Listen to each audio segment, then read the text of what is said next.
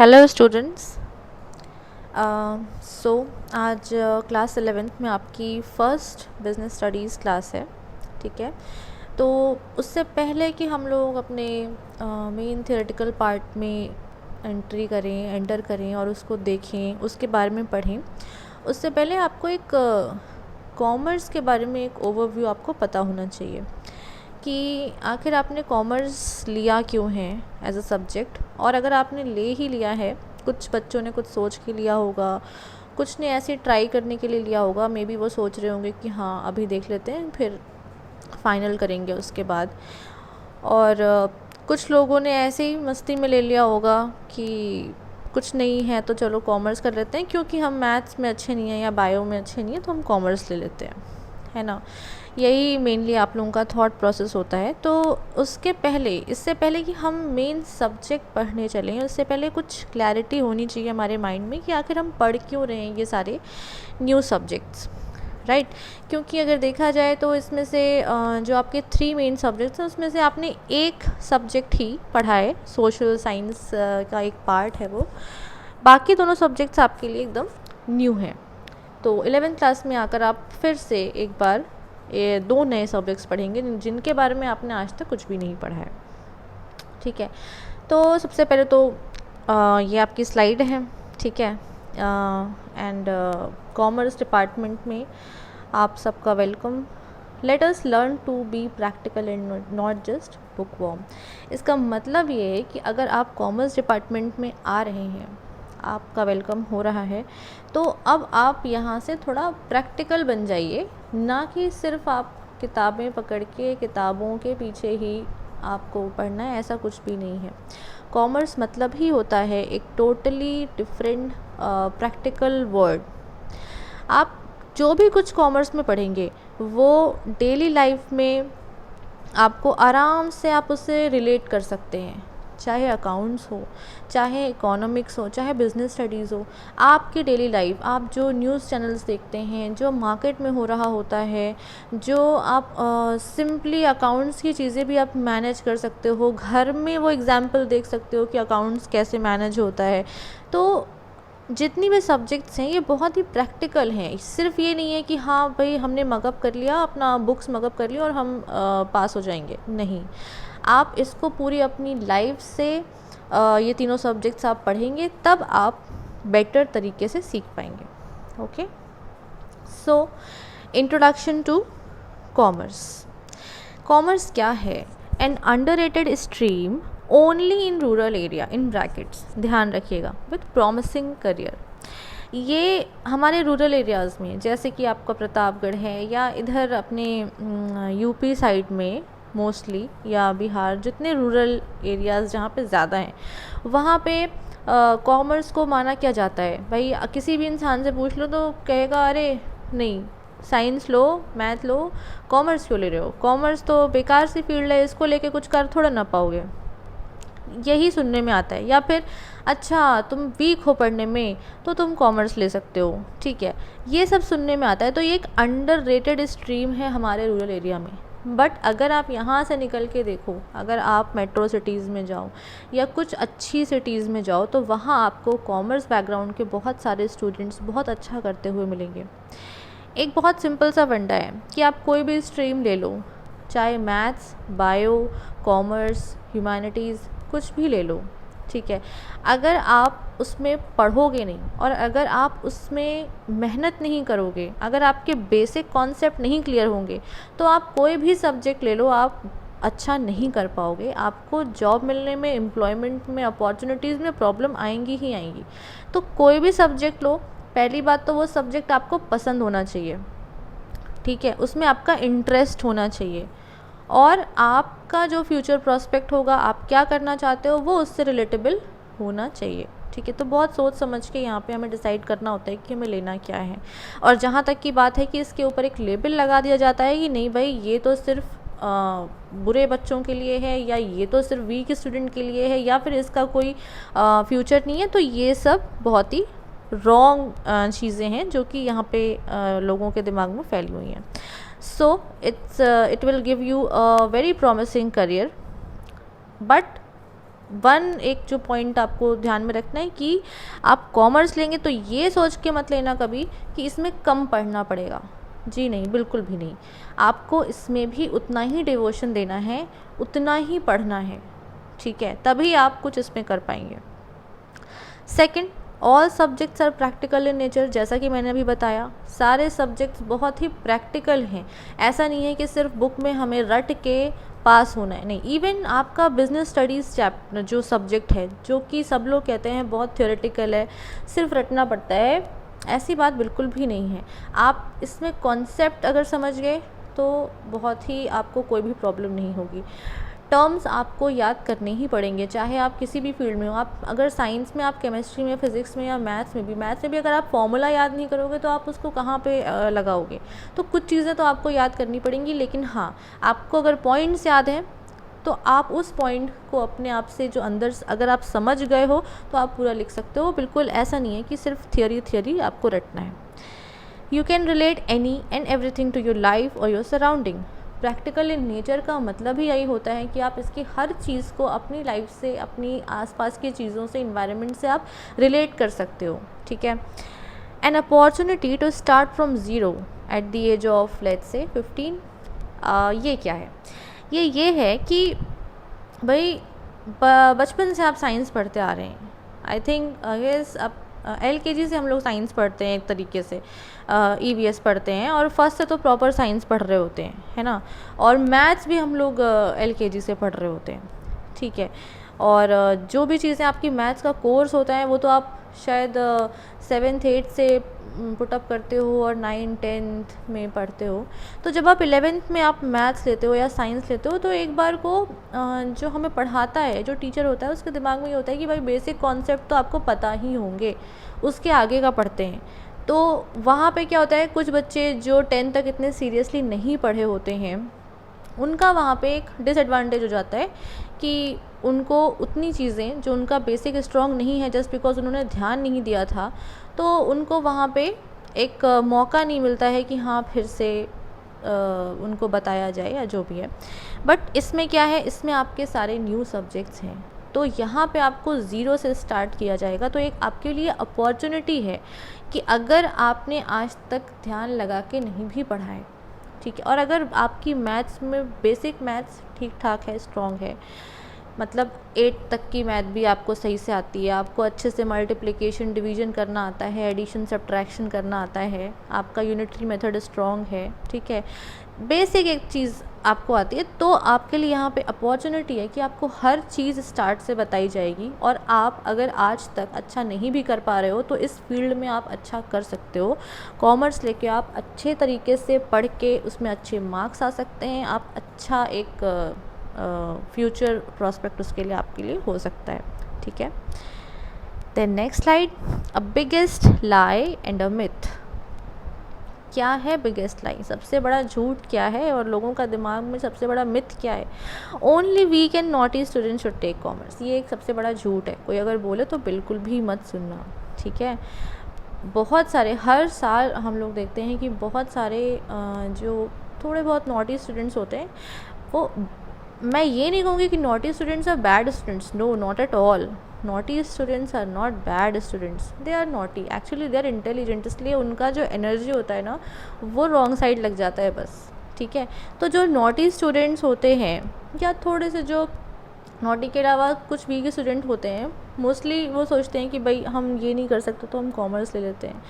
और जो स्ट्रांग होते हैं वो सोचते ही नहीं हैं कि उनको अच्छा क्या लगता है, और वो आंखें बंद करके सिर्फ मैथ्स उनका फर्स्ट प्रायोरिटी होता है, और किसी को अगर डॉक्टर वगैरह बनना होता है तो वो बायो ले लेता है।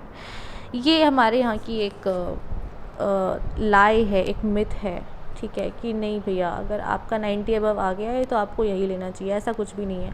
आप अपने अंदर देखो, आप सब्जेक्ट्स पढ़ो, आपको कौन सा सब्जेक्ट पढ़ने में इंटरेस्ट आ रहा है उसको देखो, एंड देन डिसाइड कि आपको क्या लेना है, राइट। अब आते हैं फैक्ट्स एंड ट्रूथ। अगर वो मिथ है और लाई है, झूठ है, तो फैक्ट्स क्या है और ट्रूथ क्या है? ये देखिए, ये हैं फैक्ट्स। यहाँ पे आपको कुछ बताया गया है कि कुछ बहुत ही इम्पोर्टेंट लोगों के नाम हैं, कुछ फेमस लोगों के नाम हैं जिनका एक्चुअल में बैकग्राउंड कॉमर्स से था, जिससे कि अमर्त्य सेन, आप लोगों को अपने नाम पता नहीं, आई डोंट नो सुना होगा, आपने सुनना तो ज़रूर चाहिए। ये नोबेल प्राइज़ विनर हैं इकोनॉमिक्स में, और इनका बैकग्राउंड भी पूरा कॉमर्स बैकग्राउंड था, ठीक है। तो ये ध्यान रखो कि नोबेल प्राइज़ विनर सिर्फ फिज़िक्स में, केमिस्ट्री में नहीं होते हैं, सिर्फ मैथ्स में नहीं होते हैं, even economics subject is a very important subjects, ठीक है। इस सब्जेक्ट में भी लोगों को नोबेल प्राइज़ आता है, और ये लोग बहुत इंपॉर्टेंट होते हैं किसी भी कंट्री के लिए, राइट। अगर देश की अर्थव्यवस्था चरमरा रही है तो इनसे कंसल्ट किए बिना शायद ही कुछ मतलब जो भी अगर इम्पॉर्टेंट डिसीजन है तो इनकी बातें एक बार ध्यान में रखी ज़रूर जाती हैं, और ये they are very important people in the field of economics. Kumar Mangalam Birla, Aditya Birla group सबने ही सुना होगा, बहुत बड़ी कंपनी है, ठीक है। बहुत सारे ब्रांड्स भी इसके अंदर आते हैं। उसके जो चेयरमैन हैं कुमार मंगलम बिरला, उनका भी बैकग्राउंड आपका कॉमर्स बैकग्राउंड था। तो हम यहाँ ये देख रहे हैं, नाम तो बहुत यहाँ पे इतने सारे नहीं आपको बताए गए हैं, आप ये देखो कि कॉमर्स बैकग्राउंड लेकर भी आप अलग अलग फील्ड में जा सकते हो, है ना। आप उसमें एकेडमिक्स में भी जा सकते हो, अमर्त्य सेन जैसे गए थे, एकेडमिक्स में जाके उसमें बहुत अच्छा कर सकते हो, गोल्ड मेडलिस्ट, आप नोबेल प्राइज़ तक ला सकते हो। फिर आप बिज़नेस में भी जा सकते हो। प्रणय रॉय, ये इंडिया के फेमस जर्नलिस्ट हैं, ये सीए थे, इकोनॉमिस्ट थे, ठीक है। तो ये यहाँ पे आप देखोगे कि इवन आप कॉमर्स लेके इस फील्ड में भी जा सकते हो, जर्नलिज्म की फील्ड में भी जा सकते हो, ठीक है। देन नेक्स्ट गुरुमूर्ति, आरबीआई कौन नहीं जानता है, रिज़र्व बैंक ऑफ इंडिया, वहाँ के डायरेक्टर, वहाँ का जो चेयरमैन, ये जो भी होते हैं वो भी कॉमर्स बैकग्राउंड के आपके हो सकते हैं, ठीक है। वो भी मतलब कॉमर्स बैकग्राउंड लिया है तो आप ये नहीं कर सकते, वो नहीं कर सकते, ऐसा कुछ भी नहीं है। कॉमर्स बैकग्राउंड लिया है तो सिर्फ आप इंजीनियर नहीं बन सकते और डॉक्टर नहीं बन सकते, ठीक है। बस बाकी आप बहुत सारी चीज़ें कर सकते हो, और ऑलमोस्ट सारी ही चीज़ें कर सकते हो, जो वो कर सकते हैं वो आप भी कर सकते हो। फिर देखिए, इस समय हमारे यहाँ जो फाइनेंस मिनिस्टर ऑफ इंडिया हैं निर्मला सीतारमण, वो भी कॉमर्स बैकग्राउंड की थी, and she is finance minister, ठीक है। तो आप इस फील्ड में भी जा सकते हो, एक्सप्लोर कर सकते हो। एंड देन बहुत लोगों के दिमाग में आता है कि क्या हम कॉमर्स लेके ये यूपीएससी के जितने एग्ज़ाम्स होते हैं इसमें बैठ सकते हैं? बिल्कुल बैठ सकते हैं। देखिए, एक प्रशांत राज शुक्ला, ये सीए थे, इन्होंने फर्स्ट अटेम्प्ट में ही, ये कॉमर्स बैकग्राउंड के थे, और फर्स्ट अटेम्प्ट में ही आईएएस एग्ज़ाम इन्होंने क्वालिफाई किया था, एंड अ लॉट मोर। और अगर आप एग्जाम्पल ढूंढने जाओगे तो बहुत सारे एग्जाम्पल्स आपको मिलेंगे। करियर ऑप्शंस क्या हैं 12th के बाद?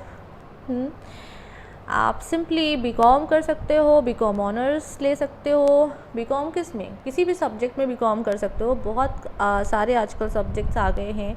तो आप अच्छे से ग्रेजुएशन कर सकते हो, और ग्रेजुएशन के बाद आप बहुत सारे एग्ज़ाम्स आते हैं उसमें बैठ सकते हो, या छोटी जो भी आपको जॉब अवेलेबल होती है वो कर सकते हो सिंपली, ठीक है। जैसे बीएससी है वैसे बीकॉम होता है। फिर चार्टर्ड अकाउंटेंट, कौन नहीं जानता चार्टर्ड अकाउंटेंट को, इनका एग्ज़ाम बहुत टफ होता है, सीए बनने का एग्ज़ाम, तो ये भी कर सकते हो। कंपनी सेक्रेटरी भी बन सकते हो। कॉस्ट अकाउंटेंट का भी कोर्स होता है, वो भी कर सकते हो। आप आफ्टर 12 जैसे आप बीकॉम करते हो वैसे आप बीबीए भी कर सकते हो। बीबीए में क्या होता है, ये टोटली आपकी बिज़नेस फील्ड होती है। इसमें आपको पूरा बिज़नेस के बारे में पढ़ाया जाता है कि बिज़नेस कैसे करते हैं, अलग अलग चीज़ें। देन आप लॉ फील्ड में भी जा सकते हो। एंड बाय द मतलब लॉ कहने का मतलब ये नहीं है कि जो छोटे वो वकील आपके यहाँ पे बैठे रहते हैं आप वो बन जाओ, बिल्कुल भी नहीं। ऑल इंडिया लेवल पे क्लैट एग्ज़ाम होता है, उसको दो, अच्छे मार्क्स लाओ, अच्छी रैंकिंग लाओ, और टॉप मोस्ट कॉलेज में जाके वहाँ पे आप लॉ की तैयारी करो। बड़े बड़े कंपनियाँ अपनी जो बड़ी बड़ी जो कंपनियाँ होती हैं उनके फॉर्म में उनके खुद के लॉयर्स होते हैं, वहाँ पे आप अप्लाई कर सकते हो, या बहुत बड़े लॉ फॉर्म्स होती हैं वहाँ पे आप अप्लाई कर सकते हो। तो ये भी आपके लिए एक बहुत अच्छा ऑप्शन है। देन जैसे बीकॉम बीबीए वैसे आप बैचलर ऑफ इकोनॉमिक्स भी कर सकते हो। आप इकोनॉमिक्स की फील्ड में बीए एंड एमए भी कर सकते हो, BA honours in economics, MA honours in economics, और उसके बाद आप एकेडमिक्स की फील्ड में प्रोफेसर या पीएचडी कुछ भी कर सकते हो। आप प्रोफेसर बन सकते हो अच्छे कॉलेज में, अच्छी यूनिवर्सिटी में, ठीक है। नेक्स्ट हॉस्पिटैलिटी कोर्स, जितने भी आपके ये होटल मैनेजमेंट के कोर्सेज़ होते हैं वो सब आप कर सकते हो। जर्नलिज्म एंड मास कम्युनिकेशन के कोर्सेज़ भी आप कर सकते हो। एनिमेशन एंड विजुअल इफ़ेक्ट के कोर्सेज़ भी आप कर सकते हो। टूरिज़्म इंडस्ट्री में जितने कोर्सेज़ हैं वो भी आप कर सकते हो। BCA ये एक यहाँ पे एक पॉइंट है, वो बच्चे जो मोस्टली कंप्यूटर लिए होते हैं, ठीक है, और कुछ इंस्टीट्यूट्स कुछ कॉलेजेस होते हैं जो अलाउ करते हैं कॉमर्स को, कुछ नहीं करते हैं, और लेकिन इसमें कंप्यूटर होता है ज़रूरी। बैंकिंग सेक्टर में आप जा सकते हो, ठीक है, एजुकेशन सेक्टर में भी आप जा सकते हो। उसके बाद पब्लिक सेक्टर जॉब में आप IBPS का एग्ज़ाम दे के IBPS PO का एग्ज़ाम दे सकते हो। RBI ग्रेड बी ऑफिसर का दे सकते हो। SBI PO, SBI clerk, IBPS clerk, UPSC civil services में आप सारे एग्ज़ाम्स दे सकते हो, ठीक है। UPSC CDS, SSC CGL, उसके बाद इंडियन रेलवेज़ की भी आप जो भी जॉब्स निकलती हैं उसमें जा सकते हो। ऑल इन वन बात ये है कि आप ऑलमोस्ट उन सारी फील्ड्स में जा सकते हो जो बायो एंड मैथ से रिलेटेड नहीं है। बायो एंड मैथ वाले फील्ड अलग होते हैं और आपकी ये फील्ड्स अलग हैं, लेकिन सिर्फ उन फील्ड में नहीं जा सकते हो, बाकी आपके पास सारे रास्ते खुले होते हैं। अच्छा, एक सबसे बड़ा रास्ता, last but not least, business plan. ये क्या है? मतलब आप एम्प्लॉय बनने की जगह एम्प्लॉयर भी बन सकते हैं। एक आपने कॉमर्स फील्ड अगर ली है तो यहाँ पे आप ये मान के चलिए कि कॉमर्स फील्ड जो लेता है उसके ऊपर एक बहुत बड़ी रिस्पॉन्सिबिलिटी ये होती है कि भाई जॉब तो सबको चाहिए, है ना, लेकिन जॉब देगा कौन? कौन देगा जॉब? जॉब तभी आप दे सकते हैं जब आप अपना बिज़नेस स्टार्ट करें, ठीक है। और कॉमर्स के बच्चों से अच्छा कोई इसमें मेरे ख्याल से आपको बस माइंड सेट होना चाहिए कि हाँ, इतना रिस्क लेने की आपको एक क्षमता होनी चाहिए, और आपके अंदर थॉट प्रोसेस होना चाहिए। और वो आप अभी बहुत सारे बच्चे जो अलग अलग जगह हैं जो शायद बाद में मूड बनाएंगे कि हाँ हम चलो बिज़नेस करते हैं, आपके पास ये अपॉर्चुनिटी है कि आप अभी से ही क्लास 11 से ही अपना रास्ता खुद सोचें, और इस बारे में भी सोचें कि आप में से कुछ लोग होंगे जो बहुत अच्छे से बिज़नेस कर सकते हैं, ठीक है। तो कॉमर्स पढ़ने का एक फ़ायदा ये है कि आपको बहुत पहले से ही वो प्लान करने का मौका मिल रहा है, ठीक है। जो बहुत सारे लोग हो सकता है ग्रेजुएशन के बाद वो सोचते हो कि हाँ चलो लेट्स स्टार्ट सम बिज़नेस, या PG के बाद सोचते हो let's start some business, but आप आज 11th क्लास में ही सोचो कि क्या आप कोई बिज़नेस कर सकते हो। बिज़नेस प्लान सोचो, कुछ नए आइडियाज़ सोचो जिससे कि लोगों को एम्प्लॉयमेंट जनरेट हो सके। आप एम्प्लॉयर बनो, आप बॉस बनो, ठीक है, एम्प्लॉय तो सभी बनते हैं। तो ये भी एक आपके पास एक अच्छा ऑप्शन है। नाउ मेन सब्जेक्ट्स, आपके जो मेन सब्जेक्ट्स हैं कॉमर्स में वो 3 मेन सब्जेक्ट्स हैं। अकाउंटेंसी जो कि आप पढ़ चुके हो, उसमें क्या क्या होता है, इकोनॉमिक्स वो भी आप पढ़ चुके हो, एंड बिज़नेस स्टडीज़ जिसको हम BST कहते हैं शॉर्ट में। ये आपके 3 मेन सब्जेक्ट्स हैं जो आपको पढ़ने हैं। इसके अलावा English is compulsory, and Hindi, physical and computer, ठीक है, ये आपको इसमें से चूज़ करना है। अब हम आते हैं 2 सब्जेक्ट ऑलरेडी आप पढ़ चुके हो, now third one, business studies. तो बिज़नेस स्टडीज़ हम क्यों पढ़ते हैं, बिज़नेस स्टडीज़ में हम क्या पढ़ते हैं, पहले तो ये देखते हैं। So why business studies? To study the dynamic process of business. Mostly इस बुक में, इस सब्जेक्ट में हम ऑल द टाइम बिज़नेस की बातें करेंगे। बिज़नेस कैसे होता है, बिज़नेस को करने के लिए क्या क्या चीज़ें इम्पॉर्टेंट होती हैं, ये कब से चला आ रहा है, या बिज़नेस करने में एक जो बंदा बिज़नेस करता है उस हमारे बिज़नेस पे फ़र्क किन किन चीज़ों का पड़ता है, क्या सिर्फ पैसे होने से बिज़नेस हो जाता है या फिर और भी चीज़ें ज़रूरी होती हैं, चेंज जो मार्केट में चेंज होता है उसका क्या इफ़ेक्ट होता है। तो हम इस पूरी बुक में सिर्फ और सिर्फ बिज़नेस के बारे में ही पढ़ते रहेंगे, ठीक है। तो डायनामिक, यहाँ पे एक टर्म है डायनामिक, ये याद रखो, ये बहुत आगे तक जाएगा, 12th में भी ये वर्ड पीछा नहीं छोड़ेगा। Dynamic and static. स्टैटिक मतलब स्थिर, मतलब जो रुका हुआ होता है। डायनामिक मतलब जो चीज़ हमेशा बदलती रहती है, चेंज होती रहती है। तो इसका मतलब ये है कि जो बिज़नेस के प्रोसेस हैं वो बहुत डायनामिक होता है, हमेशा चेंज होता रहता है, और उस चेंज को हमें स्टडी करना है, ऑल द टाइम स्टडी करना है। Business brings together technology, natural resources and human initiative. जो बिज़नेस होता है वो ये 3 चीज़ों को साथ साथ लाता है, और हमें इन चीज़ों के बारे में भी पढ़ना होता है कि चेंजिंग टेक्नोलॉजी हमारे बिज़नेस पे क्या फ़र्क डाल रही है, ठीक है, क्योंकि टेक्नोलॉजी का यूज़ होता ही होता है बिज़नेस में। अभी आप कोई छोटी सी फैक्ट्री स्टार्ट करने जाओ तो वहाँ पे आपको मशीन का इस्तेमाल करना ही पड़ेगा, एंड मशीन मीन्स टेक्नोलॉजी। जितनी अच्छी टेक्नोलॉजी होगी उतना आप अच्छा काम कर पाओगे, कम समय में कम पैसे में अच्छा काम कर पाओगे। नेचुरल रिसोर्स मतलब सपोज़ दैट कि आपको आंवला कैंडी बनानी है या फिर आंवले का मुरब्बा बनाना है, तो आंवले के मुरब्बे के लिए आपको क्या क्या नेचुरल रिसोर्स चाहिए होंगे। आंवले के मुरब्बे के लिए आपको सबसे बेसिकली आंवला चाहिए होगा, ओके, एक आंवला नेचुरल रिसोर्स हो गया। उसके बाद आपको सिंपली मसाले चाहिए होंगे, है ना, या फिर जो भी ये चीज़ें हैं जिससे हम बनाएंगे फाइनल प्रोडक्ट, वो हमारे नेचुरल रिसोर्स हो गए। देन ह्यूमन इनिशिएटिव, भाई हम कोई बिज़नेस कर रहे हैं तो वो बिना ह्यूमन के तो करेंगे नहीं, भाई काम कौन करेगा, मशीन चलाएगा कौन, अकाउंटेंट कौन होगा, या फिर जो मैन्युफैक्चरिंग होगी वहाँ मज़दूर लगेंगे, ये सब तो ह्यूमन है ना।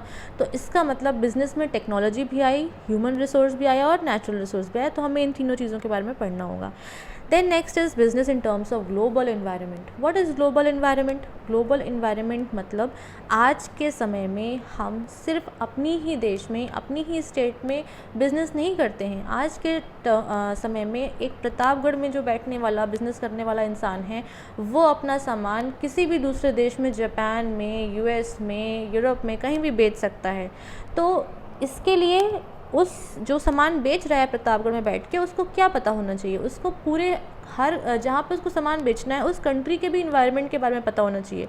इन्वायरमेंट मतलब वो हवा पानी वाला इन्वायरमेंट नहीं, इन्वायरमेंट मतलब यहाँ पे ये होता है कि वहाँ की मार्केट के बारे में अंडरस्टैंडिंग होनी चाहिए, वहाँ के कल्चर के बारे में अंडरस्टैंडिंग होनी चाहिए, वहाँ डिमांड के बारे में, सप्लाई के बारे में अंडरस्टैंडिंग होनी चाहिए, ठीक है। तो हमें इस आज के टाइम फ्रेम में हमें ग्लोबल एनवायरनमेंट के बारे में भी स्टडी करनी चाहिए, जो कि हम बिज़नेस स्टडीज़ में करते हैं। To understand the framework in which business operates, business किस फ्रेमवर्क में ऑपरेट होता है, चलता कैसे है ये, ठीक है। ऐसे ही थोड़ा ना कि आप रात में सो रहे थे और सुबह उठे और आपने सोचा कि चलो बिज़नेस करते हैं और बिज़नेस चालू हो गया, ऐसे नहीं होता। आपको पूरा एक प्लानिंग करनी होती है, एक फ्रेमवर्क, एक ढांचा होता है जिसमें बिज़नेस चलता है, तो वो भी हम इसमें पढ़ेंगे। Detailed study of organisation and management of business process and its interaction. हम और क्या पढ़ेंगे बिजनेस स्टडीज़ में, हम ऑर्गेनाइजेशन की स्टडी करेंगे। मतलब एक बिज़नेस की ऑर्गेनाइजेशन जो होती है, जो कंपनी होती है, उसमें क्या स्ट्रक्चर होता है वो हम पढ़ेंगे। सबसे नीचे कौन होता है, फिर ऊपर कौन होता है, इन सब का काम क्या होता है, आपस में कनेक्टेड कैसे हैं, ठीक है। बिज़नेस का जो प्रोसेस होता है उसको भी हम मैनेज करना, उसको कैसे मैनेज करते हैं, उसका काम कैसे होता है, ये सब पढ़ेंगे।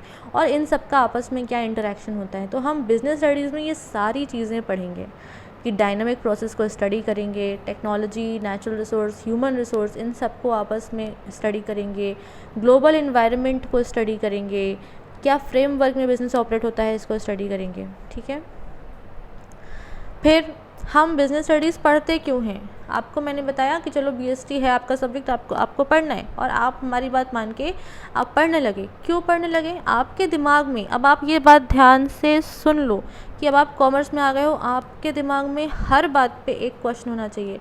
आपको बोला जाए कि ये पढ़ो, क्यों पढ़ना है, आपको बोला जाए कि इस कंपनी के बारे में पता लगा के आओ, क्यों करना है, क्यों लगाना है, हर चीज़ का इम्पोर्टेंस समझो, ठीक है। कि हम पढ़ रहे हैं तो हम पढ़ क्यों रहे हैं, हम ये फाइंड आउट कर रहे हैं तो हम फाइंड आउट कर क्यों रहे हैं, मतलब क्या है इसका, ठीक है। तो आपके दिमाग में हमेशा ये जो 3 क्वेश्चन मार्क है ये होने ही होने चाहिए।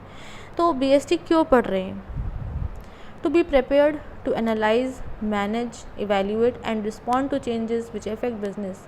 आप आज नहीं तो कल अगर बिज़नेस करते हो, ठीक है, तो वो बिज़नेस में डेली बेसिस पे कुछ ना कुछ चीज़ें होंगी जो चेंज होंगी मार्केट में। उस चेंज के साथ साथ हमें अपने बिज़नेस में भी चीज़ें चेंज करनी पड़ेंगी। तो कैसे मार्केट के चेंज को एनालाइज करके, इवैल्यूएट करके हम उस चेंज के रिस्पॉन्स में कुछ करेंगे, ये कहाँ से सीखेंगे हम इसको पढ़ के सीखेंगे। मैंने अभी बताया था आपको ना, बहुत सारे लोग एक्सपीरियंस से सीखते हैं, उनको बहुत टाइम लगता है।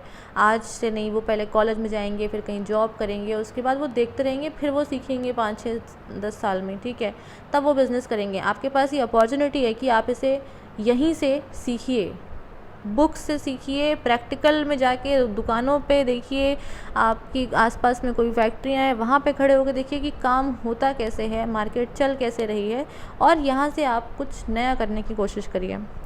To understand that business is an integral component of society.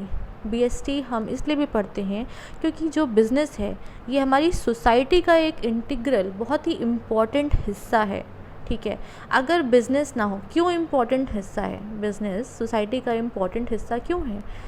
अगर बिज़नेस ही नहीं होंगे तो ये बताओ कि लोग पैसे कैसे कमाएंगे, उनका घर कैसे चलेगा?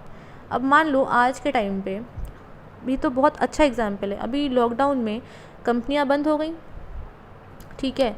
जो ऑर्गेनाइजेशन थे, जितने भी ऑर्गेनाइजेशन थे, छोटे बड़े, दुकानें बंद हो गई, स्कूल्स बंद हो गए, सब कुछ बंद हो गया। अब उसका नुकसान क्या हुआ? लोगों के पास सैलरी नहीं गई।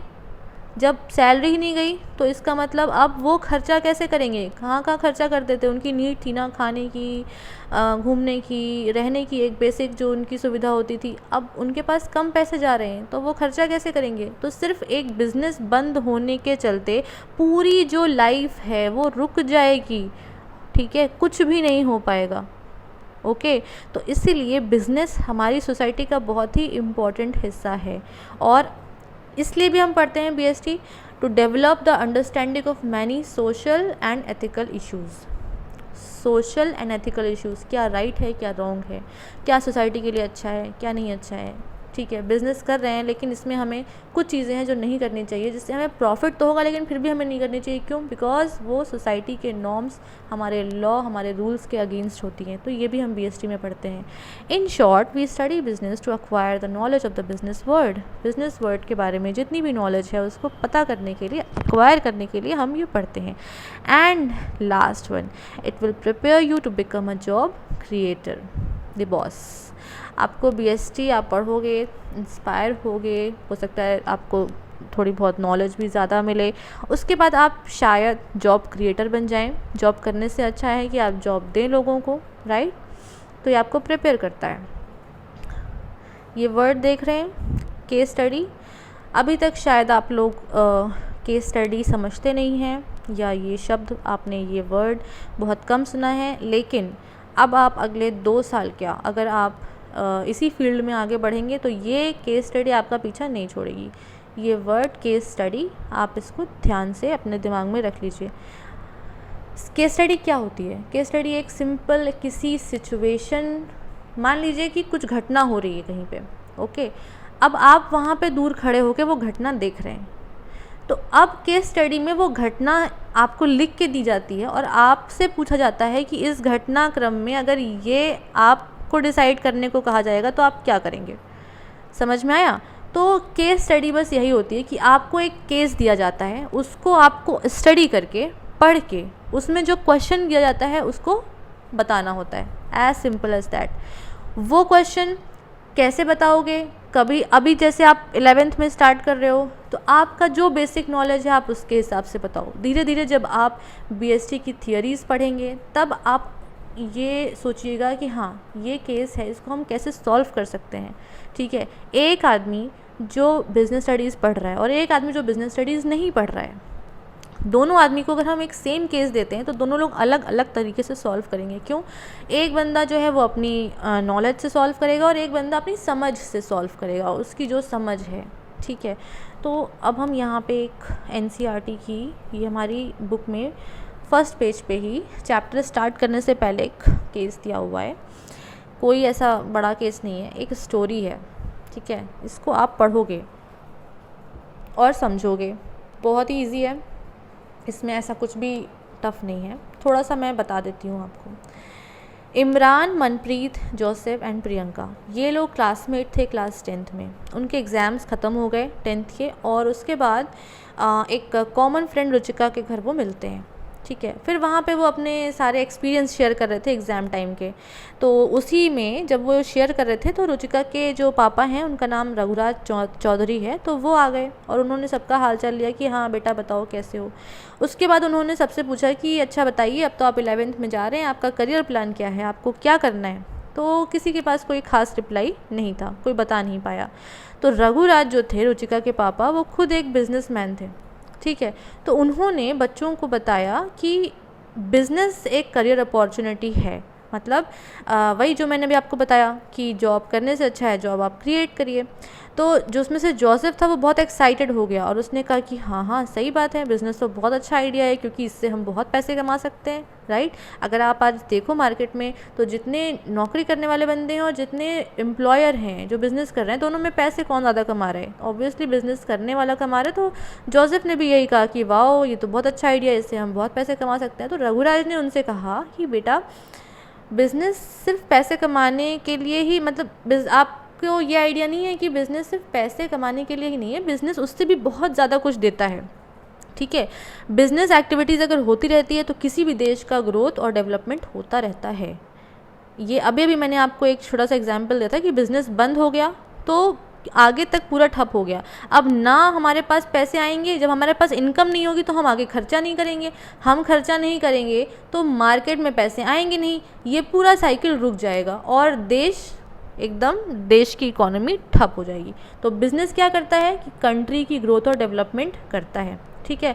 फिर उन्होंने आपको ये बताया जो रघुराज थे कि बिज़नेस एक्टिविटी आज से नहीं शुरू हुई है कि 15, 20, 30, 40 साल से, नहीं, बिल्कुल भी नहीं। एंशियंट टाइम से, एंशियंट इंडियन टाइम से, जब से हम लोग हैं तब से बिज़नेस एक्टिविटीज़ चल रही है अलग अलग तरीके की, ठीक है। फिर उन्होंने बताया कि कैसे ट्रेडिंग हमारे इंडियन सब कॉन्टिनेंट को मतलब संपन्न अच्छे से, जो इंडियन सब कॉन्टिनेंट का एक सोने की चिड़िया कहा जाता है, ये क्यों कहा जाता था? क्योंकि इंडिया का ट्रेड बहुत अच्छा था, ठीक है। उसके बाद प्रियंका ने बताया उन्हें कि हाँ हम लोगों ने हिस्ट्री में सिल्क रूट के बारे में पढ़ा था, तो सिल्क रूट क्या था आप लोगों ने भी पढ़ा होगा। तो इस तरीके से यहाँ पे पूरी बात हुई कि ट्रेड क्यों इम्पोर्टेंट होता है, कब से है ट्रेड, आज से नहीं है, इस पूरी में चर्चा हुई। तो अब आपका सवाल आज का ये है, ये केस स्टडी आप लोग पढ़ेंगे और सोचेंगे, since when society indulge in business activities में जो हमारा समाज है, हम लोग कब से बिज़नेस एक्टिविटीज़ कर रहे हैं। थोड़ा सा आप सबके पास मोबाइल है, आप लोग गूगल बहुत यूज़ करते हैं, तो आप लोग गूगल इसके लिए भी यूज़ करेंगे। थोड़ी सी हिस्ट्री पढ़ के आइए बिज़नेस की, कि बिज़नेस कैसे शुरू हुआ, ठीक है, हमारे एंशियंट टाइम पे बिज़नेस किस तरीके से होता था। And secondly importance of business का इम्पॉर्टेंस क्या है, क्या सिर्फ पैसा कमाना बिज़नेस का इम्पॉर्टेंस है या और भी कुछ है, ठीक है। तो क्योंकि ये हमारा फर्स्ट क्लास था तो हमने एक ब्रीफ इंट्रोडक्शन कॉमर्स का पढ़ा और बहुत ही ब्रीफ इंट्रोडक्शन बिज़नेस स्टडीज़ का पढ़ा। आप लोग ये वीडियो देखिएगा, ये केस स्टडी पढ़िएगा, ये वर्क जो मैंने दिया है इसको करके मुझे आप सैटरडे को इवनिंग तक सेंड करिए ग्रुप पर ही, और फिर नेक्स्ट वीक हम लोग अपना फर्स्ट चैप्टर केस स्टडी के बाद से स्टार्ट करते हैं। ओके।